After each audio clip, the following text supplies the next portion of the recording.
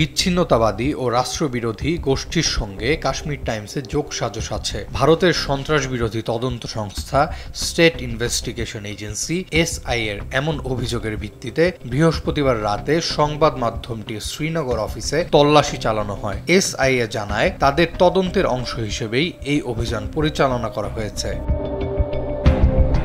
তবে কাশ্মীর টাইমস দাবি করেছে যে অফিসে অভিযান চালানো হয়েছে সেটি গত 4 বছর ধরে সম্পূর্ণ বন্ধ, সেখানে কোনো রকম কার্যক্রম চলমান নেই। 1954 সালে প্রতিষ্ঠিত এই সংবাদ মাধ্যমটি 2022 সালে তাদের আরেকটি কার্যালয় সিলগালা করে দেওয়ার পর থেকে শুধু অনলাইন প্ল্যাটফর্মে সংবাদ প্রকাশ করছে।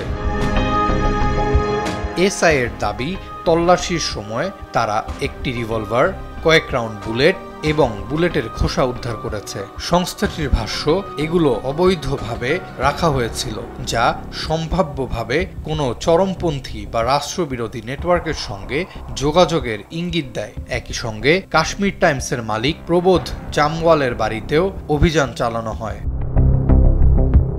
এক বিবৃতিতে কাশ্মীর টাইমস বলেছে, তাদের বৈধতাকে প্রশ্নবিদ্ধ করা, ভয় দেখানো এবং শেষ পর্যন্ত সংবাদ মাধ্যমটিকে স্তব্ধ করে দেওয়ার জন্যই এই অবাস্তব অভিযোগ আনা হয়েছে।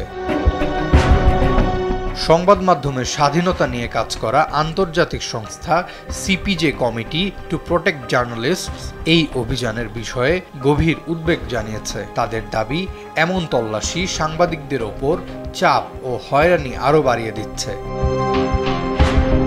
2019 সালে কাশ্মীরের আংশিক সাংবিধানিক স্বায়ত্তশাসন বাতিল হওয়ার পর থেকেই অঞ্চলের সাংবাদিকেরা নিয়মিত হয়রানি, গ্রেপ্তার ও তল্লাশির শিকার হচ্ছেন। বিভিন্ন সংবাদকর্মীর বাসা ও অফিসে অভিযান চালানোর ঘটনাও ক্রমেই বেড়েছে, যা সংবাদ মাধ্যমের ওপর নিয়ন্ত্রণ আরোপের নতুন ইঙ্গিত দিচ্ছে বলে মনে করছেন বিশ্লেষকেরা।